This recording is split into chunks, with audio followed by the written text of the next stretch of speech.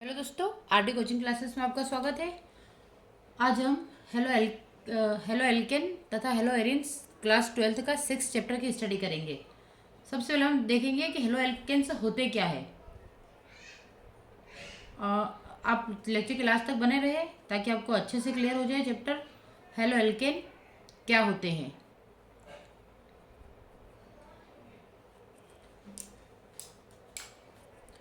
तो halo alkane के देखते हैं कि हेलो एल्केन क्या होते हैं। तो ऐसे कार्बनिक यौगिक ऐसे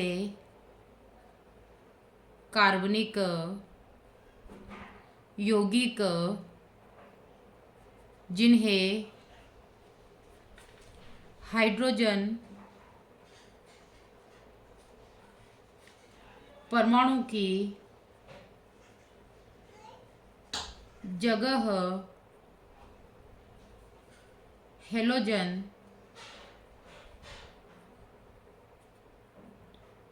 परमाणु जैसे कि Cl, Br, I, ठीक है, जुड़ा होता है।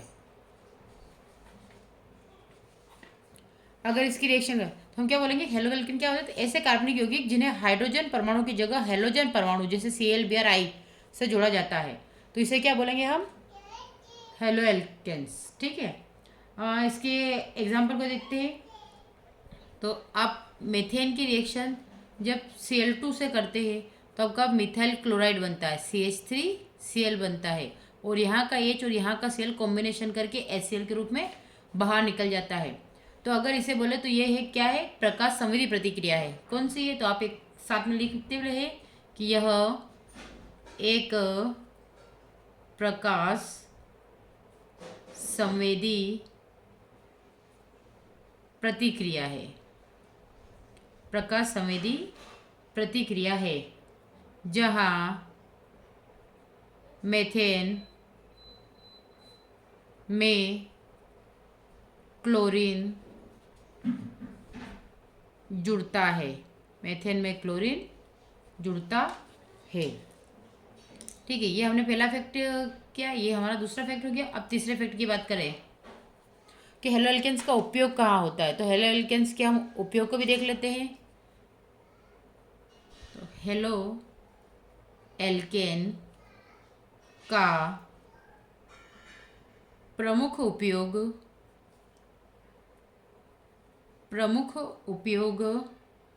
अब दो जगह पे होता है। तो अगर सबसे पहले हम बात करें तो कहाँ पे, सॉल्वेंट के रूप में, है ना, सॉल्वेंट के रूप में, सॉल्वेंट, और दूसरा औषधि संश्लेषण में, औषधि संश्लेषण में होता है। ठीक है, तो हेलो एल्केन्स का प्रमुख उपयोग सॉल्वेंट में और औषधि संश्लेषण में होता है। अब हम फोर्थ पॉइंट की बात करते हैं, यानी कि हमें कौन कौन से प्रमुख प्रतिक्रिया करनी चाहिए। तो हेलो एल्केन्स बनाते समय एक और क्वेश्चन, आपका क्वेश्चन बनता है इसमें कि हेलो एल्केन बनाते समय कौन सा प्रतिक्रिया प्रकार प्रमुख होता है। तो इसका आंसर आप लिख लीजिएगा, विनिमय। क्या होगा, विनिमय अभिक्रिया, जिसे हम इंग्लिश में क्या बोलते हैं, सब्स्टिट्यूशन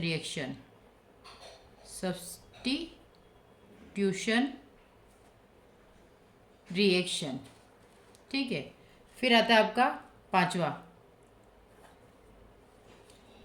तो ये आता है कि हेलो एल्केन्स का उपयोग सबसे ज़्यादा कहाँ होता है। तो हेलो एल्केन का उपयोग किस क्षेत्र में अधिक होता है, किस क्षेत्र में अधिक होता है।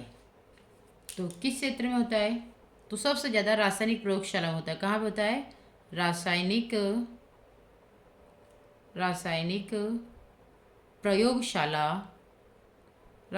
प्रयोगशाला में सॉल्वेंट के रूप में। फिर नेक्स्ट आता है आपका CH3Cl यानी कि मिथाइल क्लोराइड को किस प्रकार की अभिक्रिया में बदला जा सकता है। तो सबसे ज़्यादा क्या आएगा, न्यूक्लियोफिलिक सब्स्टिट्यूशन रिएक्शन क्या आएगा, नाभिक स्नेही प्रतिस्थापन। तो हम यहाँ पे इंग्लिश में लिख लेंगे न्यूक्लियोफिलिक सब्स्टिट्यूशन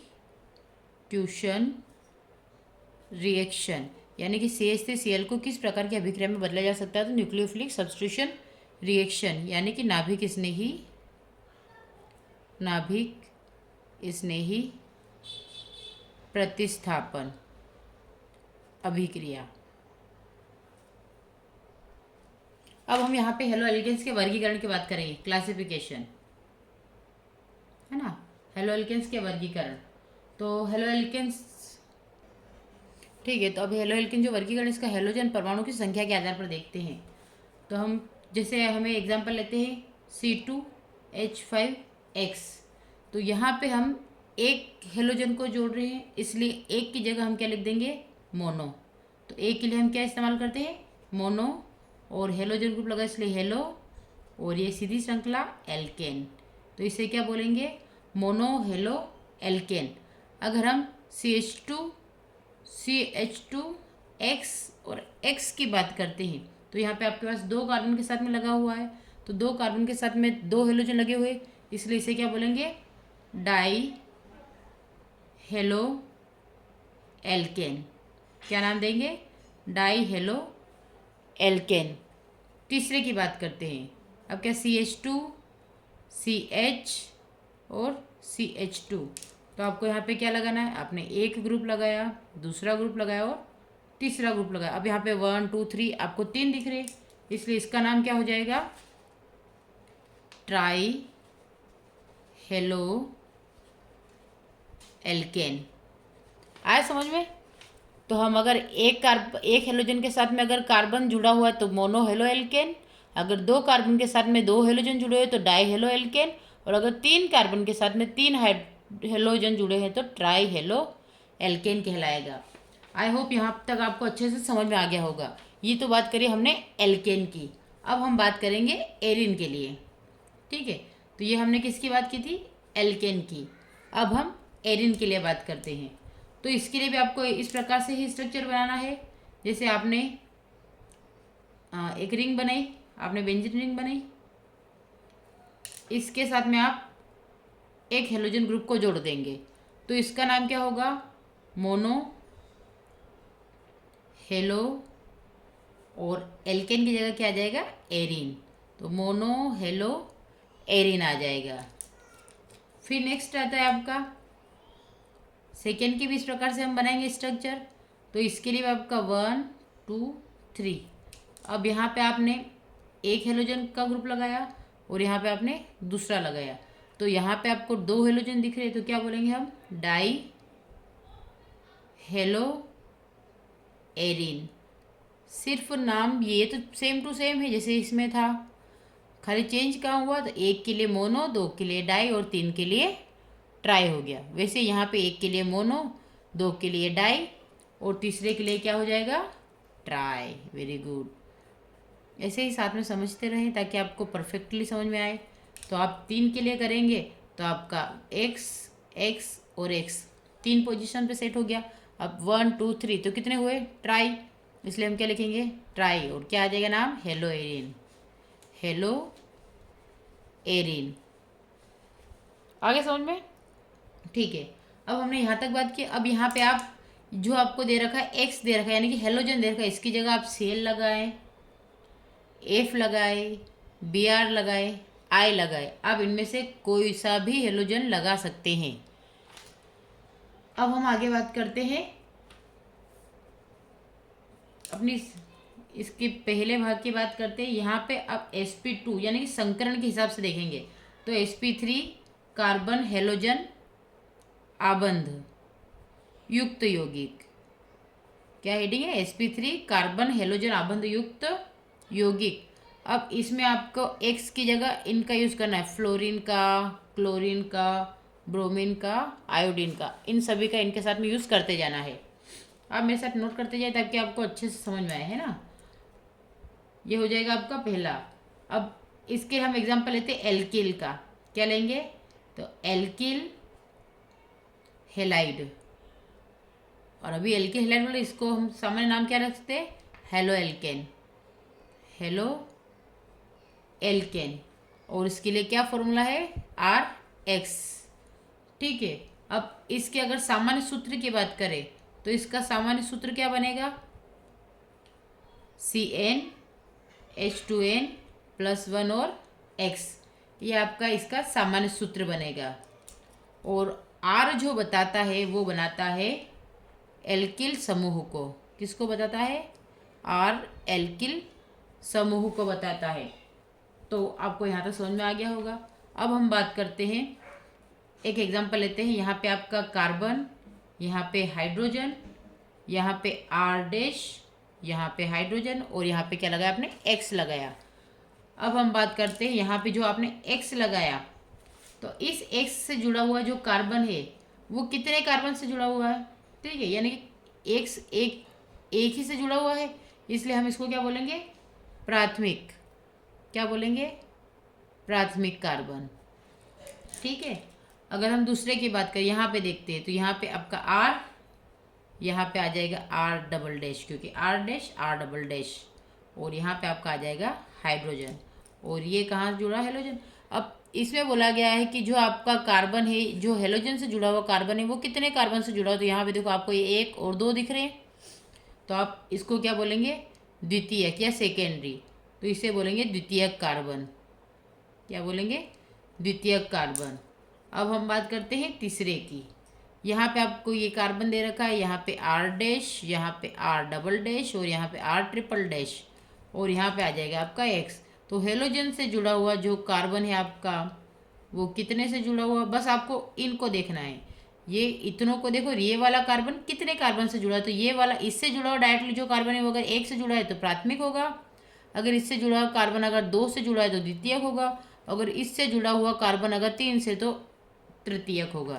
तो इसे क्या बोलेंगे हम?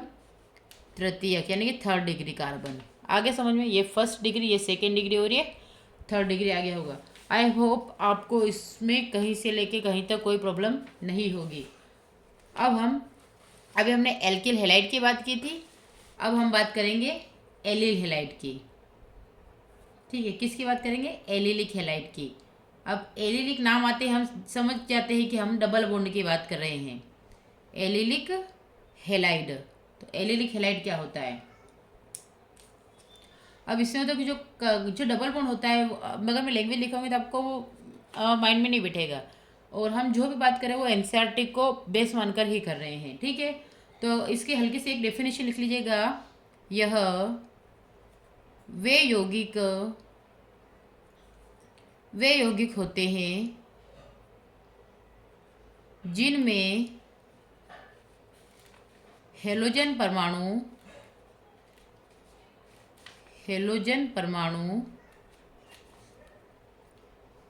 कार्बन कार्बन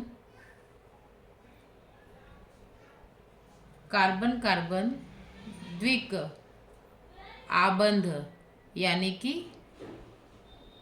डबल बॉन्ड, है ना। द्विक आबंध यानी कि डबल बॉन्ड, तो इसे बोलेंगे कार्बन कार्बन डबल आबंध के समीपवर्ती sp3 संकरित कार्बन परमाणु से आबंधित रहता है। अर्थात एक एलिलिक कार्बन से आबंधित होता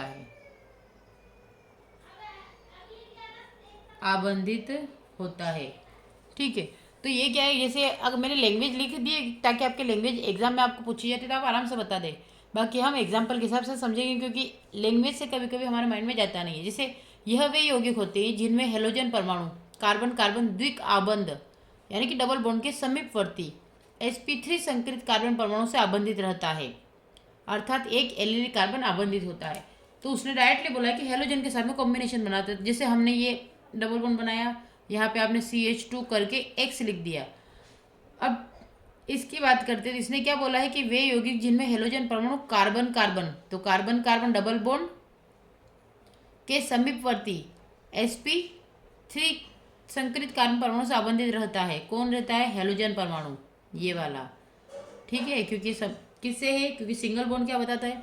हमने एक चीज़ पढ़ी है, क्या पढ़ी है कि जो आपका sp3 है वो सिंगल बॉन्ड से आता है, sp2 आता है आपका डबल बॉन्ड से, और sp आता है आपका ट्रिपल बॉन्ड से। तो ये आपको तीनों चीज़ें माइंड में अच्छे से बिठा के रखना है, और इसी के हिसाब से हम बॉन्ड पढ़ रहे हैं। तो उसने बोला है कि आपका जो हेलोजन परमाणु जो जुड़ा हुआ है वो sp, तो ये sp3 कार्बन है क्योंकि यहाँ पे सिंगल बॉन्ड है, तो कि डबल बॉन्ड से जुड़ा हुआ जो कार्बन होगा वो हेलोजन से जुड़ा है, तो वो sp3 संकरित कार्बन से जुड़ा हुआ है। जैसे इसकी बात करते हैं, अगर यहाँ पे मैंने ये कर दिया और यहाँ पे हमने लगा दिया X यानी कि हेलोजन लगा दिया, तो अगर यहाँ से बात करें तो यहाँ पे डबल बॉन्ड से जुड़ा ये कार्बन, इससे जुड़ा ये कार्बन, इससे डायरेक्टली क्या जुड़ा? हेलोजन जुड़ा हुआ है। ठीक है, तो इसे बोलेंगे एलिलिक हेलाइड। क्या बोलेंगे? इस दोनों का नाम क्या हो जाएगा? Allylic halide. तो यही पूछा जाता है कि एलिलिक हेलाइड बोलते किसे, तो ये एलिलिक हेलाइड हो जाएगा। अब हम बात करते हैं बेंजिलिक हेलाइड की। अब हम बात करते हैं बेंजिलिक हेलाइड की। बेंजिलिक हेलाइड,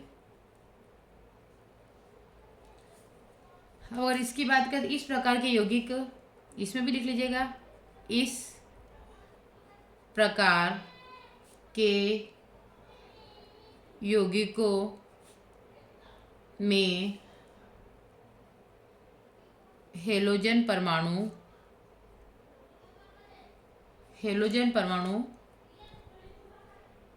एरोमेटिक वलय मतलब रिंग से जुड़े sp3 संकरित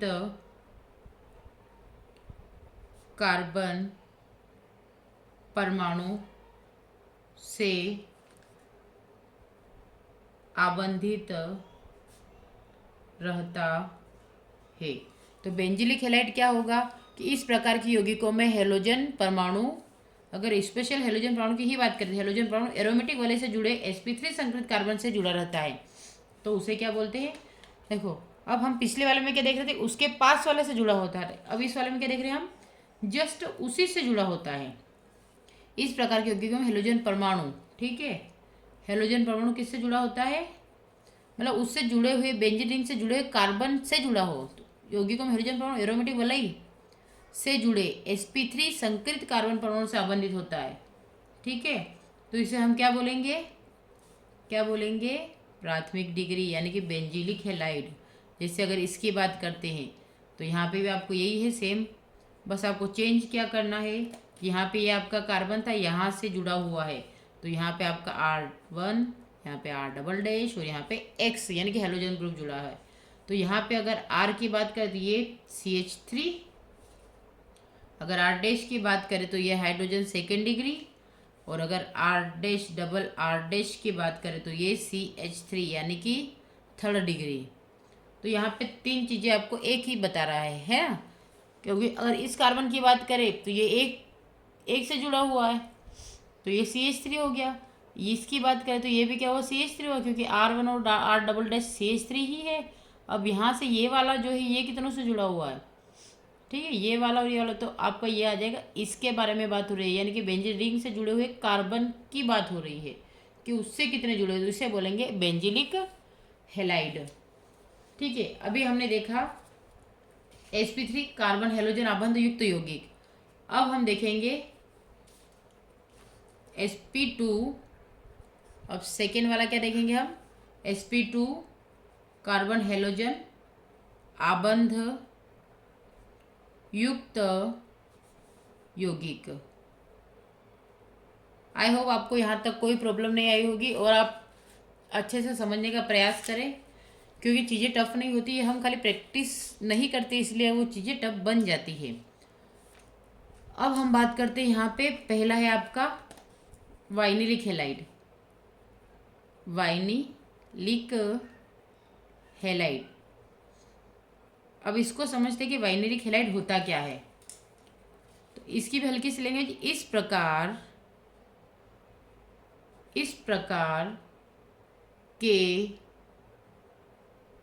प्रकार के यौगिकों में हेलोजन परमाणु कार्बन कार्बन द्विक आबंध, ठीक है, ये आपका कार्बन कार्बन डबल बॉन्ड के sp2 संकरित कार्बन परमाणु से सीधे जुड़ा रहता है। तो इस प्रकार के यौगिकों में हेलोजन परमाणु कार्बन कार्बन द्विकार्बन यानी डबल बॉन्ड के sp2 संकरित कार्बन परमाणु से सीधे जुड़ा रहता है। अगर इसकी बात करें तो हमने अभी देखा था इस प्रकार से X, और ये एल्केन हो गया था और ये हो गया था आपका एरिल। तो यहाँ से डबल बॉन्ड यानी डबल बॉन्ड के जस्ट जुड़ा होता है, यानी कि डबल बॉन्ड वाले कार्बन से जुड़ा होता है, क्योंकि ये कार्बन जो होता है ये आपका कौन सा है, sp2 है। ये भी बात करें तो ये आपका कौन सा है, sp2 है। तो जो डबल बॉन्ड वाले कार्बन से सीधा जुड़ा है, यानी कि यौगिकों में हाइड्रोजन कार्बन का द्विकाबंध के sp2 संकरित कार्बन परमाणु से सीधे जुड़ा हो, उसे क्या बोलते हैं, वाइनिलिक हैलाइड बोलते हैं। ये आपका आ गया क वाला। अब हम बात करते हैं ख की, एरिल हैलाइड। किसकी कर रहे हैं, एरिल हैलाइड की। तो एरिल हैलाइड में, ठीक है, इस प्रकार के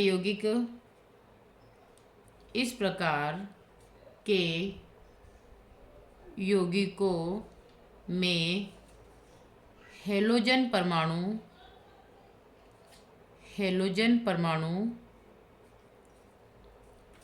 एक एरोमेटिक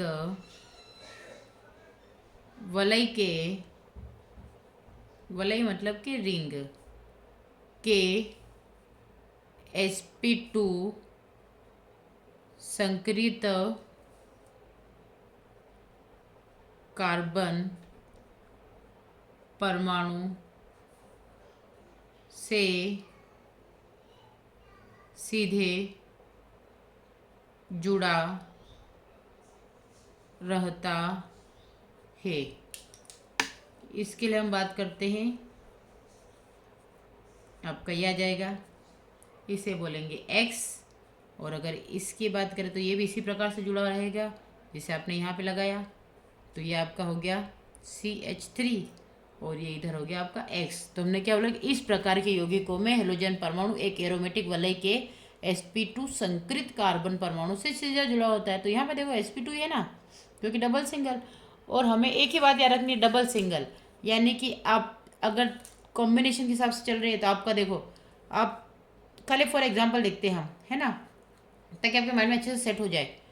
यहाँ पे हम क्या करते हैं, जैसे हमने लिया CH3 लिया, CH2 लिया, CH2 लिया, CH3 लिया, हम खाली एक एग्जाम्पल समझ रहे हैं, आपका इससे कोई लेना देना नहीं है, आपको खाली समझना है।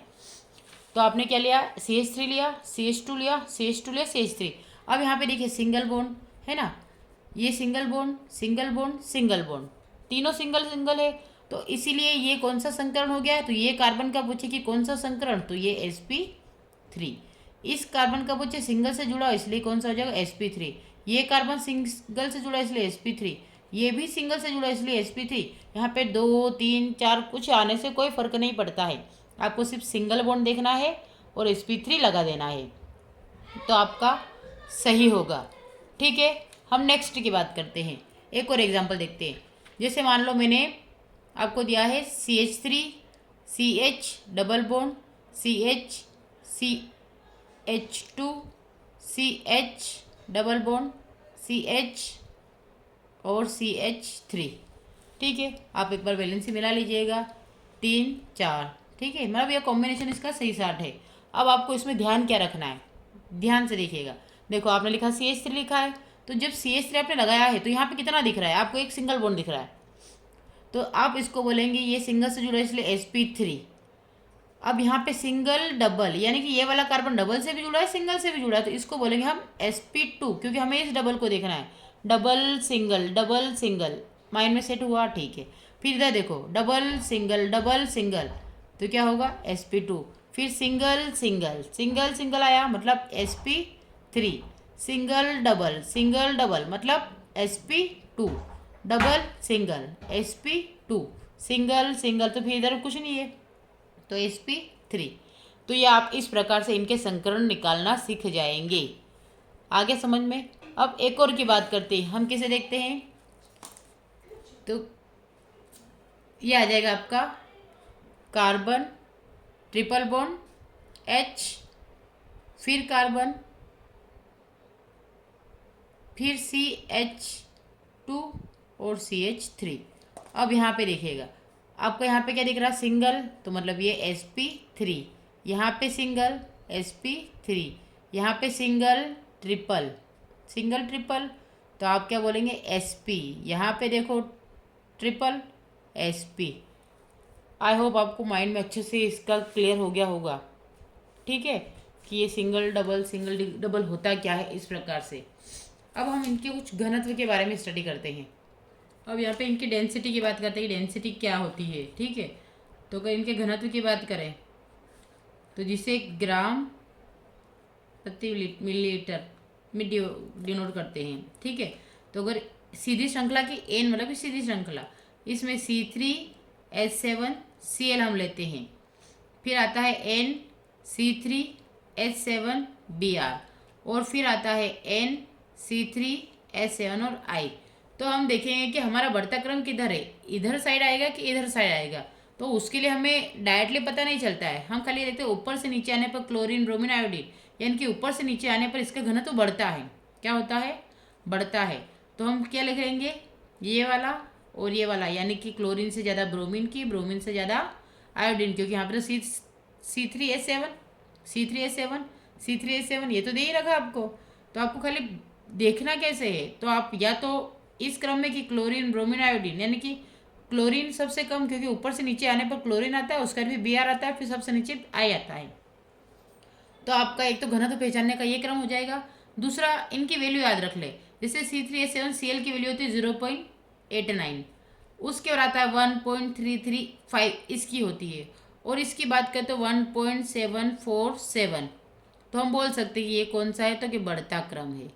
क्या क्रम है, ये आपका डेंसिटी का बढ़ता क्रम है, यानी कि क्लोरीन से ब्रोमीन फिर आयोडीन तक ये बढ़ता क्रम चलेगा। फिर हम बात करते हैं इसके कम घनत्व की, कि आपका घनत्व कम कैसे होगा, ठीक है। घनत्व में ही करेंगे तो आपका GmL इनवर्स, ये इसकी यूनिट हो गई। अब हम यहाँ पे एग्जाम्पल लिखते हैं, ठीक है। तो जैसे आपने लिखा है CH3I, फिर आता है CH3CH2I, हमने सेम हेलोजन ग्रुप लिया है I, और फिर NC4H9 और I। अब आप बताएं कि बढ़ता क्रम किधर आएगा, तो आपको यहाँ पे क्या देखना है, कार्बन की श्रृंखला देखना है, कार्बन की संख्या कितनी है। देखो पहला तो आप कार्बन की संख्या निकाल के देख के ही बता दे देंगे, जैसे ये 4 मतलब ब्यूटेन, प्रोपेन, एथेन, मिथाइल, है ना।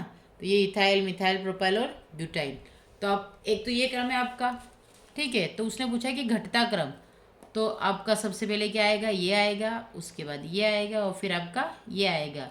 अब घटता क्रम देखो, सबसे कम किसका है, इसका है, यानी कि हमें जिसका ज़्यादा दिख रहा है ना, यानी कि जहाँ पे हमें ज़्यादा दिख रहा है उसका हमेशा कम होगा। जैसे हमने यहाँ पे क्या करा, सेम ग्रुप थे तो हमने क्लोरीन ब्रोमीन आयोडीन करके क्लोरीन की सबसे कम, क्योंकि ऊपर से नीचे आ रहे थे, तो वैसे इधर भी करेंगे, ऊपर से नीचे आएंगे। ऊपर से नीचे आने पर घटता है। तो यहाँ पे ब्यूटेन जो सब यानी जो जिसके बाद ज़्यादा कार्बन है उसका सबसे कम होगा। तो इसकी वैल्यू अगर देखें तो 1.617 है, इसकी देखें तो 1.747, अगर CH से C2 इसकी देखें तो 1.933, और फिर इसकी देखते हैं तो क्या आता है 2.279। तो ये आपकी वैल्यू क्या है, इस प्रकार से बढ़ते क्रम में है और इधर से घटते क्रम में है, और हमसे पूछा है घटता क्रम। तो हम क्या लिखेंगे, ये आ गया आपका घटता क्रम। ठीक है, अब ऐसा क्यों होता है, तो इसके लिए एक हल्की सी आप लाइन नोट कर लीजिएगा कि एल्किल फ्लोराइड और क्लोराइड जल से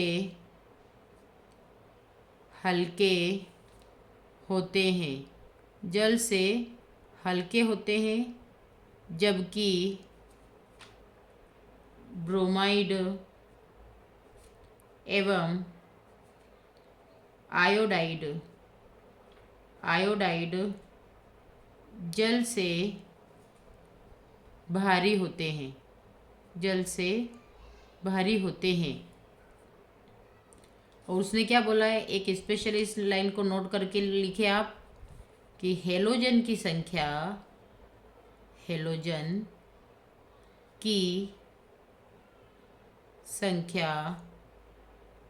बढ़ने पर घनत्व बढ़ता है। हेलोजन की संख्या बढ़ने पर घनत्व बढ़ता है। ये लाइन आप स्पेशली याद रखिए। अब हम यहाँ पे देखते हैं कि हेलोजन की संख्या बढ़ने पर घनत्व कैसे बढ़ रहा है। फॉर एग्जाम्पल देखो, मैंने यहाँ पे लिखा है मिथिलीन क्लोराइड, फिर आएगा CHCl3 क्लोराइड और CCl4 क्लोराइड। तो देखो यहाँ पे क्लोरीन की संख्या 2 थी, क्लोरीन की संख्या 3 और क्लोरीन की संख्या 4 है। तो यहाँ से यहाँ तक आपका क्रम बढ़ा है। ठीक है, इसकी वैल्यू भी देख लीजिए, यहाँ पे होती है 1.336 होती है, इसकी 1.489 1.595 ग्राम सेमी इनवर्स। ठीक है, और अगर हेलो एरिन्स की बात करें तो एक लाइन याद रखिएगा कि सभी हेलो एरिन्स जल से भारी होते हैं। आई होप यहाँ तक आपको अच्छे से क्लियर हो गया होगा। यहाँ पे तक किसी भी प्रकार का किसी को भी कोई भी डाउट नहीं होगा। ठीक है, अब हम बात करते हैं नामकरण पद्धति की, यानी कि आपके हेलो एल्केन्स हेलो एरिन्स की नामकरण पद्धति क्या होती है। ठीक है, तो हम लिखेंगे नोमेनक्लेचर नाम पद्धति। हम डायरेक्ट लैब के एनसीईआरटी के हिसाब से हिंदी में ही लिख के चलेंगे ताकि आपको आगे कोई प्रॉब्लम आए ही ना, और आपके पास भी एक रेफरेंस बुक रहे कि हाँ हम एनसीईआरटी से पढ़ रहे हैं। ठीक है, अब इसमें हम IUPAC नाम पढ़ेंगे। IUPAC जिसका फुल फॉर्म होता है, क्या होता है फुल फॉर्म, मैंने सिखा रखा आपको क्या होता है। International union of pure and applied chemistry, ये आपका IUPAC का फुल फॉर्म है, international union of pure and applied chemistry. अब हम यहाँ पे रिंग के अनुसार कुछ मेन पॉइंट देखते हैं, क्योंकि हम जब डाई हेलोजन की बात करते हैं तो डाई हेलोजन व्युत्पन्नों के लिए सामान्य प्रणाली में ऑर्थो, मेटा और पैरा पूर्वलग्न लगाए जाते हैं, पूर्वलग्न का उपयोग करते हैं। ये आपको स्पेशल याद रखना है। ठीक है, यानी कि डाई हेलोजन उत्पन्नों के लिए सामान्य प्रणाली में ऑर्थो, मेटा, पैरा पूर्वलग्न का उपयोग करते हैं। और अगर IUPAC में इनके लिए देखें तो हम क्या लिखेंगे, 1 2 फिर 1 3 1 4 इस प्रकार से संख्याओं का उपयोग करते हैं। तो हम सबसे पहले स्टडी करते हैं एल्किल हैलाइड की। सबसे पहले हम बात करेंगे एल्किल हैलाइड की। तो आप इसका नामकरण करेंगे, है ना। जैसे मैंने एग्जांपल लिया है CH3, CH2, CH2 और यहाँ पे लगा दिया Br, ठीक है, यानी कि हेलोजन ग्रुप लगा दिया। अब आप इसका नामकरण करें तो कैसे करेंगे? इसका डायरेक्ट सामान्य नाम क्या होगा? हम दोनों नाम की स्टडी करेंगे। इसका सामान्य नाम, तो अगर सामान्य नाम की बात करें तो N, 1 2 3, 3 के लिए प्रोपिल, तो क्या लिखेंगे? N propyl bromide. क्या नाम हो जाएगा? N propyl bromide. और अगर IUPAC नाम की बात करें तो देखो पहली पोजीशन तो 1 2 3, तो क्या बोलेंगे? 1 ब्रोमो प्रोपेन, ये इसका IUPAC नाम हो जाएगा। सेकेंड की बात करते हैं। मैंने लिया CH3C, CH3 और यहाँ पे डाल दिया Cl कॉम्बिनेशन पे। तो अगर इसके सामान्य नाम की बात करें तो देखो ये सीधी श्रृंखला में ये टेढ़ा जा रहा है, इसलिए इसको क्या बोलेंगे? आइसोप्रोपिल, क्योंकि कार्बन तो 3 ही है। आइसोप्रोपिल और नीचे क्या लगा? क्लोराइड, तो हम क्या लिखेंगे? Isopropyl chloride. और अगर IUPAC की नाम करें तो 1 2 3, कितनी पोजीशन पे क्लोरीन? 2 पोजीशन पे, तो 2 क्लोरो प्रोपेन। आ गया समझ में? 2 क्लोरो प्रोपेन। ऐसे हम तीसरे एग्जाम्पल की बात करते हैं। तो हम लेते हैं H3C, CH, CH3, CH2 और यहाँ पे आ जाएगा आपका Cl। तो अगर इसके सामान्य नाम की बात करें, इसका सामान्य नाम क्या आएगा? आइसो, क्योंकि देखो टेढ़ा जा रहा है ना, तो आइसो और कितने कार्बन? 1 2 3 4, तो आइसो ब्यूटिल, क्योंकि 4 कार्बन के लिए ब्यूटेन यूज़ करते हैं ना, तो आइसो ब्यूटिल और लास्ट में क्या लगा? क्लोराइड ग्रुप लगा है, तो आइसो ब्यूटिल क्लोराइड हो जाएगा। और अगर इसके IUPAC नाम बात करें तो देखो 1 2 और 3, तो हम क्या बोलेंगे? 1 क्लोरो, क्योंकि पहली पोजीशन पे क्या लगा है? क्लोरीन ग्रुप लगा है, तो 1 क्लोरो। 2 सेकेंड पोजीशन पे मेथिल ग्रुप लगा है, तो 2 मेथिल। और पूरा का नाम क्या होगा? 3 कार्बन तो प्रोपेन, तो 1 क्लोरो 2 मेथिल प्रोपेन। आ गया समझ में? ये आपका एल्किल हैलाइड के लिए बात की थी। अब हम बेंजीन के व्युत्पन्न के लिए बात करेंगे, ठीक है। बेंजीन के व्युत्पन्न, तो बेंजीन के लिए हमें खाली बेंजीन रिंग के साथ में कॉम्बिनेशन बिठाना, बाकी तो सेम ही रहेगा। तो बेंजीन के साथ में कॉम्बिनेशन कैसे बिठाएंगे? जैसे आपको एग्जांपल दिया मैंने, ये बेंजीन रिंग, हम 3 बेंजीन रिंग बना लेते हैं पहले, ताकि आपको माइंड में सेट हो जाए। ओके, ये हमने 3 रिंग बनाई है। और आपको रिंग बनाना अच्छे से आना चाहिए, क्योंकि जब तक रिंग बनाना नहीं सीखेंगे आपकी केमिस्ट्री अधूरी लगेगी, ठीक है। ये आपका बन गया। अब हमने यहाँ पे लगाया Br। तो अब इसका IUPAC नाम करें तो सबसे पहले सामान्य नाम लिखेंगे, तो इसको बोलेंगे ब्रोमोबेंजीन, क्योंकि सामान्य नाम में हम पहले ब्रोमीन का यूज़ करते हैं। तो क्या लिखेंगे? ब्रोमोबेंजीन, ठीक है, ये हो गया। अगर इधर, अब इधर की बात करते तो यहाँ पे Br, और इधर की बात करें तो आपका यहाँ पे Br। इधर की बात करें तो यहाँ पे Br, इधर की बात करें तो यहाँ पे Br, और इधर की बात करें तो यहाँ पे Br। तो पहले सबसे पहले हम सामान्य नाम देखेंगे, उसके बाद फिर IUPAC नाम देखेंगे। तो देखो इसका सामान्य नाम क्या हुआ? ब्रोमोबेंजीन। अगर IUPAC नाम करें तो इसका यही होगा, क्या होगा? ब्रोमोबेंजीन। इसका IUPAC नाम भी ब्रोमोबेंजीन होगा, क्योंकि इसकी पोजीशन अभी हम एक ही है। हम यहाँ पे बात करते हो, देखो यहाँ पे क्या लिखा है? अब मेटा पोजीशन पे लगा हुआ है कौन सा? ब्रोमीन। तो हम क्या लिखेंगे? M, फिर 2 ब्रोमो ग्रुप है, तो डाई ब्रोमो बेंजीन, ये इसका सामान्य नाम है। सामान्य नाम है क्या है? Die bromo benzene. अगर IUPAC की बात करें तो 1 2 3 4 5 और 6, तो क्या बोलेंगे? 1 3 डाई ब्रोमो बेंजीन, ये इसका IUPAC नाम हो जाएगा। फिर बात करते हैं हम इसकी। तो यहाँ पे देखिए 1 2 3 4 5 और 6। तो सबसे पहले हम इसका जनरल नाम देखते हैं, क्योंकि ये सिमेट्रिक है। तो क्या बोलेंगे, सिमेट्रिक है। और कितना है, तो ट्राई, क्योंकि सिमेट्रिक मतलब तीनों सेम सेम है, तो सिमेट्रिकल ट्राई ब्रोमो बेंजीन, ये इसका सामान्य नाम हो गया, सिमेट्रिकल ट्राइब्रोमो बेंजीन। और यूँ देखो तो 1 पोजीशन, 2 पोजीशन, 5 पोजीशन, तो हम क्या लिखेंगे 1 3 5। कितने हैं, 3 ब्रोमीन, तो क्या लिखेंगे ट्राई ब्रोमो बेंजीन। आगे समझे 1 3 5 ट्राई ब्रोमो बेंजीन।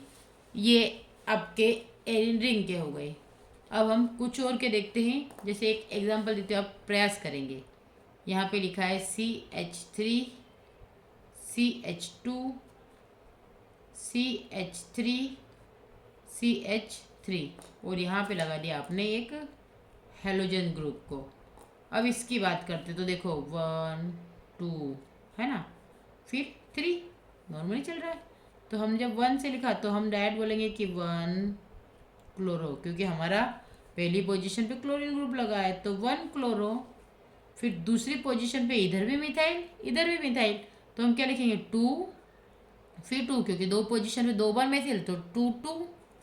फिर कितने मेथिल, तो 2 मेथिल, तो क्या लिखेंगे डाई मेथिल, डाई मेथिल। और कितने हैं, तो प्रोपेन, 3 कार्बन प्रोपेन, तो 1 क्लोरो 2 2 डाई मेथिल प्रोपेन, इसका आईयूपीएसी नाम हो जाएगा। एक और एग्जांपल लेते हैं। आपको दिया है CH3 CH3, और यहाँ पे मैंने लगा दिया Br।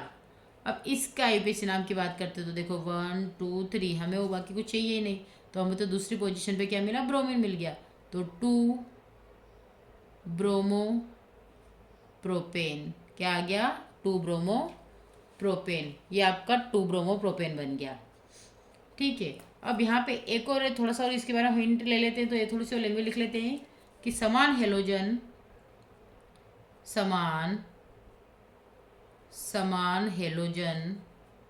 परमाणु युक्त हेलोजन परमाणु युक्त डाई हेलो एल्केनो को एल्किलिडीन, क्या बोलेंगे एल्किलिडीन या एल्किलीन डाई हेलाइड कहते हैं, एल्किलीन डाई हेलाइड कहते हैं। और इसके लिए हम आगे और भी सीखेंगे। ठीक है। अगर हमें यहाँ पे सेम यदि अगर समान हेलोजन परमाणु मिलता है तो हम उसे क्या बोलते हैं, और जेम डाइहेलाइड बोलते हैं। तो इसके भी कुछ एग्जांपल देखेंगे हम। तो आप यहाँ याद रखना कि समान हेलोजन परमाणु युक्त डाइहेलो एल्केनो को एल्किलिडीन या एल्किलीन डाइहेलाइड कहते हैं। ठीक है। अब यहाँ में फिर हम मोस्ट टाइम इफेक्ट की प्रिपरेशन करेंगे। जैसे आप हमेशा पढ़ते रहते क्या, जेमिनल डाइहेलाइड, क्या होता है जेमिनल डाई हेलाइड। तो जेमिनल डाइहेलाइड होता क्या है, खाली आपने सुना है। तो इसमें हम डायरेक्ट बता देते हूँ, यदि दोनों हेलोजन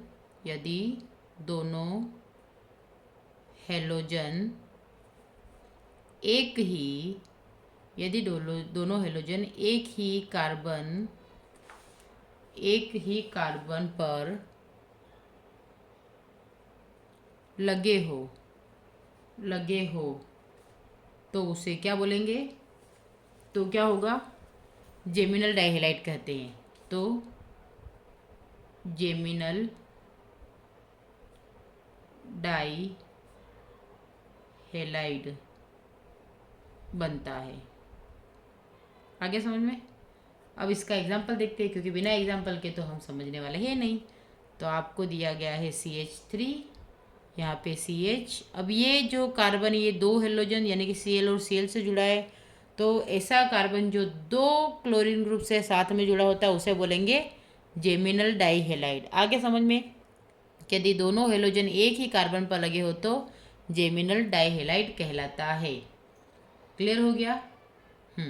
और इसी का एक और नाम क्या है, हम लिखेंगे एथिलीन, एथिलीडीन। क्या बोलेंगे, एथिलीडीन क्लोराइड, एथिलीडीन क्लोराइड इसका नाम होगा। और अगर IUPAC के नाम करें तो देखो 112, तो हम क्या बोलेंगे 1 डाइक्लोरो, क्या बोलेंगे डाइक्लोरो एथेन, 1 डाइक्लोरो एथेन, ये इसका IUPAC नाम हो जाएगा। अब हम सेकेंड की बात करते हैं। तो सेकेंड क्या है आपका, विसिनल हेलाइड है ना, विसिनल हेलाइड। तो विसिनल हेलाइड में क्या होता है, इसके लिए भी एक छोटा सा आप लिख लीजिए, यदि हेलोजन परमाणु निकटवर्ती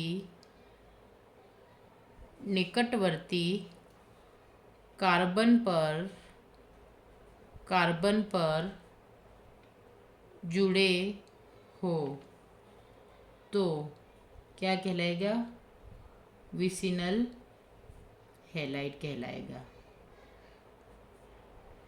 कहलाता है, विसिनल हेलाइड कहलाता है। इसके एग्जाम्पल देखते हैं। आपको दिया गया है CH2 और CH2 है ना।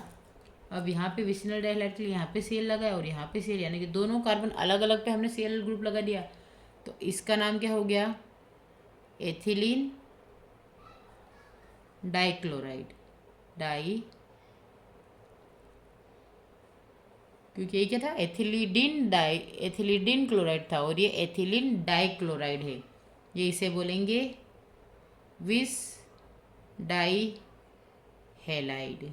क्या नाम होगा, एक और नाम है इसका विस डाई हेलाइड।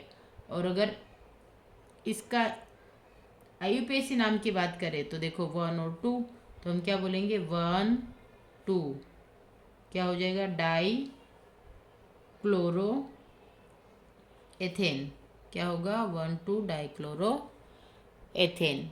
ये आपका हो जाएगा इसका IUPAC नाम। ठीक है। अब हम कुछ और के नॉर्मल सामान्य नाम और IUPAC नाम की भी स्टडी करेंगे, क्योंकि आपको एग्जाम में पूछा जाता है और आपको इसको लेकर बहुत सारे डाउट बनते हैं। तो हम यहाँ पे एक श्रृंखला की बात करेंगे। तो आप हेडिंग डाल लीजिएगा, कुछ हेलाइडो के सामान्य एवं IUPAC नाम। ये आपको अच्छे से याद होना चाहिए। तो आप सबसे पहले क्या देखेंगे, प्रारूप देखेंगे, फिर आप सामान्य नाम देखेंगे और फिर आप IUPAC नाम देखेंगे। ठीक है, क्या देखेंगे, IUPAC नाम देखेंगे। तो ये आपका टेबल बन जाएगी। तो इसको आपको अच्छे से प्रिपेयर करना है। ठीक है, तो आप मेरे साथ कॉम्बिनेशन बना के चलें और साथ में सीखते जाएं, तो आपको किसी प्रकार का कोई डाउट नहीं रहेगा। अब हम यहाँ पे बात करते हैं, एग्जाम्पल लेते हैं आपका CH3 CH2 CH, फिर आता है Cl और आता है CH3।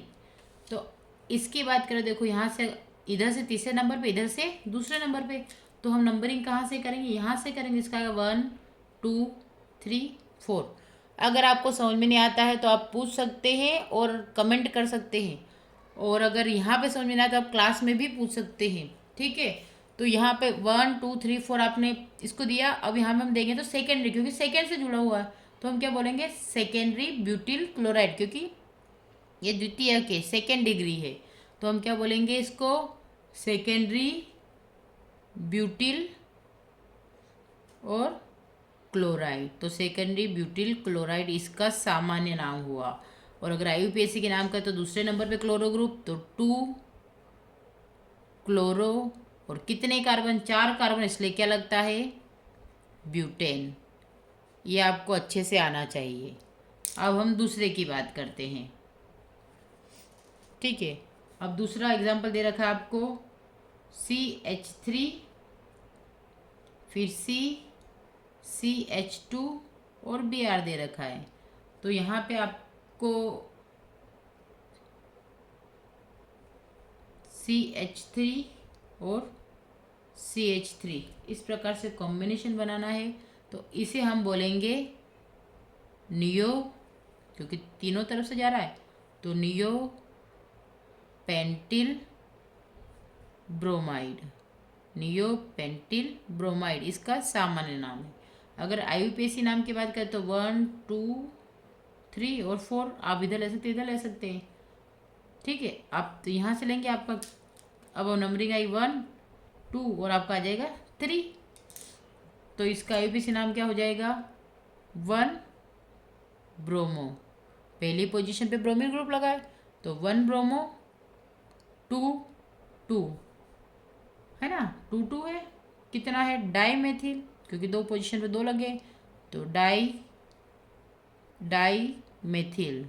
और 3 कार्बन के लिए हम क्या लगाते हैं? प्रोपेन। तो क्या नाम हो गया? 1 ब्रोमो 2 2 डाई मेथिल प्रोपेन। अब तीसरे की बात करते हैं। तीसरा एग्जाम्पल है आपका CH3 CH3 फिर CH3 C और Br। इसे बोलेंगे टर्शरी ब्यूटिल ब्रोमाइड, क्योंकि तीसरा है तो टर्शरी, फिर आएगा टर्शरी ब्यूटिल ब्रोमाइड, क्योंकि कितने कार्बन इसमें? 4 कार्बन, इसलिए ब्यूटिल ब्रोमाइड।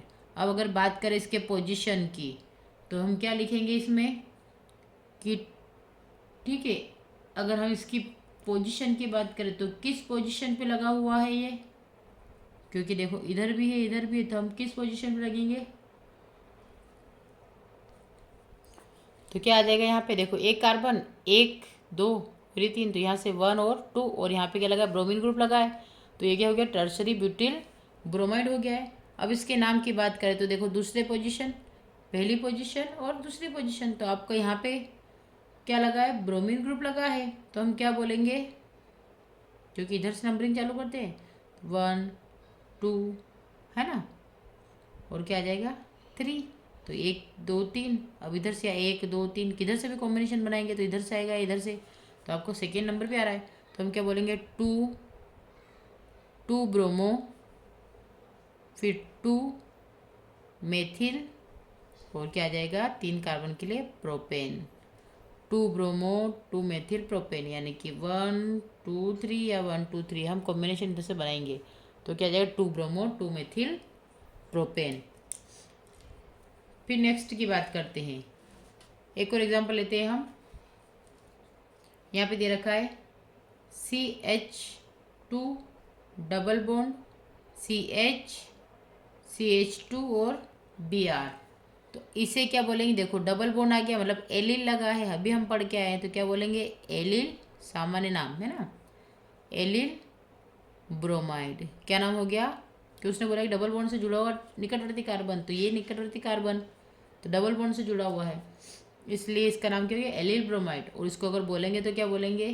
क्योंकि देखो डबल बॉन्ड है तो यहाँ से चालू होगा 1 2 3, क्योंकि जिधर डबल बॉन्ड होता है वहाँ से चालू करते हैं। तो यहाँ पे देखो तीसरे नंबर पे क्या है? ब्रोमो, तो 3 ब्रोमो प्रोपीन। क्या आ जाएगा? तीसरी पोजीशन पे ब्रोमीन लगा है तो 3 ब्रोमो प्रोपीन, ये इसका IUPAC नाम हो जाएगा। और हम आगे स्टडी करते हैं। फिर आता है नेक्स्ट। अब यहाँ पे आपके पास रिंग दे रखी है ना, ये एक और एग्जांपल ले लेते हैं। क्या दे रखा है? CH2 डबल बॉन्ड CH और Cl। अब इसका नाम क्या हो जाएगा? तो ये डायरेक्टली जुड़ा हुआ, देखो ये पास निकट वाले डबल बॉन्ड से जुड़ा हुआ था और ये डायरेक्टली डबल बॉन्ड वाले कार्बन से जुड़ा है, तो इसे बोलेंगे वाइनिल। क्या बोलेंगे? Vinyl chloride. अगर पास वाले कार्बन से जुड़ा होता है तो उसे बोलेंगे एलिल, और अगर उसी के पास वाले, यानी कि अगर डबल बॉन्ड से जुड़ा कार्बन से जुड़ के निकटवर्ती कार्बन से जुड़ा है तो उसे एलिल बोलेंगे, और अगर डबल बॉन्ड के डायरेक्ट जुड़े हुए कार्बन से जुड़ता है उसे वाइनिल बोलते हैं। तो वाइनिल क्लोराइड। और इसका IUPAC नाम की बात करें तो क्या बोलेंगे? इसको क्लोरोएथेन। क्या बोलेंगे? क्लोरोएथीन। ये डबल बॉन्ड है तो क्लोरोएथीन हो जाएगा। अब छठे की बात करते हैं। आपका इधर रखा है बेंजीन रिंग बना रखी है और इसका कॉम्बिनेशन बना रखा है आपका। तो बेंजीन रिंग आपका Cl, फिर आ जाएगा CH3 क्योंकि मेथिल ग्रुप लगा है। अब हम यहाँ पे देखते तो मेथिल ग्रुप ऑर्थो पोजीशन पे लगा है नहीं, और ये मेटा पोजीशन पे, इसको बोलते हैं ऑर्थो, इसको बोलते हैं मेटा और इसको बोलते हैं पेरा। ठीक है, तो ये ऑर्थो, मेटा और पेरा, ये आपकी पोजीशन है। अब हम यहाँ पे करते हैं तो इसको क्या बोलेंगे? ऑर्थो क्लोरो और CH3 तो टोलुइन। क्या बोलेंगे? टोलुइन। ऑर्थो क्लोरो टोलुइन बोलते हैं। और अगर इसके IUPAC की बात करें तो दो टाइप से इसके नाम दे सकते हैं। देखो यहाँ पे अगर नंबरिंग यहीं से चालू होगी तो हम क्या 1 2 3 4 5 6, तो इसको क्या बोलेंगे? 1 chloro, 2 methyl, 1 chloro, 2 methyl benzene. ये इसका IUPAC नाम हो गया 1 क्लोरो 2 मेथिल बेंजीन। या फिर इसका एक और नाम है, क्या है? तो इसको ऐसे भी बोल सकते हैं कि 2 क्लोरो ब्यूटीन। क्या बोलेंगे? 2 क्लोरो ब्यूटीन। ठीक है, ये इसका IUPAC हो गया है। और हम एक दो एग्जाम्पल देख लेते हैं। अब हम एक और एग्जाम्पल लेते हैं। यहाँ पे बेंजीन रिंग दिख रही है आपको। अब बेंजीन रिंग यहाँ पे और यहाँ पे हमने क्या लिखा? CH2Cl। ठीक है, तो इसका क्या हो जाएगा? Benzyl chloride. क्या नाम हो जाएगा? Benzyl chloride. बेंजिल क्लोराइड नाम हो जाएगा। और इसको क्या बोलेंगे? क्लोरोफेनिल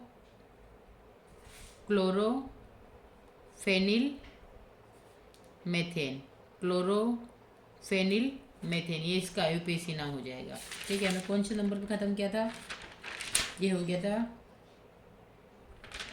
ये हो जाएगा आपका 7वां नंबर। क्या आ जाएगा? बेंजिल क्लोराइड या क्लोरोफेनिल मेथेन, IUPAC नाम। अब हम एक और की बात करते हैं। CH2Cl2 लिखते हैं तो इसे क्या बोलेंगे? मेथिलीन। क्या आएगा? Methylene chloride. Methylene chloride. और इसके IUPAC नाम की बात करें तो डाइक्लोरो। क्या आएगा? Dichloro methane. Dichloro methane. क्यों? क्योंकि 2 क्लोरो और मेथेन ग्रुप जुड़ा, इसलिए डाइक्लोरो मेथेन। फिर एक और आ जाएगा आपका CHCl3, जिसे आप सब जानते हैं। क्या बोलते हैं इसका सामान्य नाम? क्लोरोफॉर्म। क्या बोलेंगे? क्लोरोफॉर्म।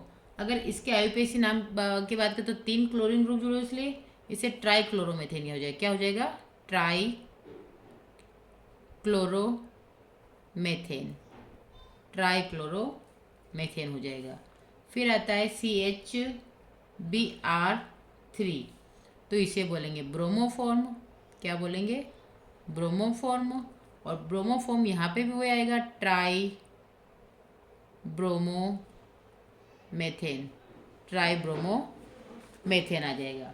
फिर आता है आपका CCl4, इसे क्या बोलेंगे? तो सामान्य नाम है इसका कार्बन टेट्रा क्लोराइड। क्या नाम है इसका? Carbon tetra chloride. और इसे बोलेंगे क्या? Tetra chloromethane. टेट्रा क्लोरोमेथेन इसका नाम हो जाएगा। फिर आता है आपका CH3, CH2 और F।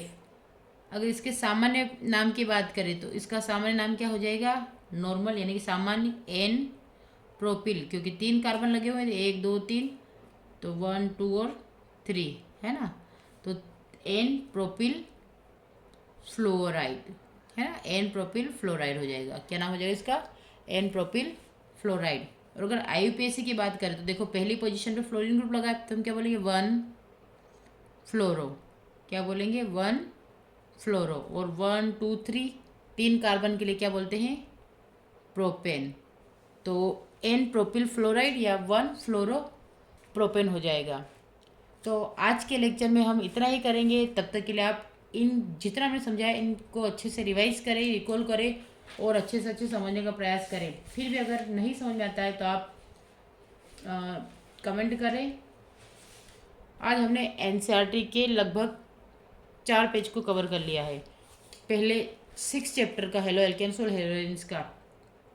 तो इसमें और कोई भी डाउट होता है तो आप या तो यहाँ पूछ ले कमेंट करके, या फिर आप क्लास में बेझिझक पूछें। ठीक है, तब तक के लिए मेरा चैनल अच्छा लगता है तो लाइक करें, शेयर करें, अधिक से अधिक सब्सक्राइब करें। Thank you for watching.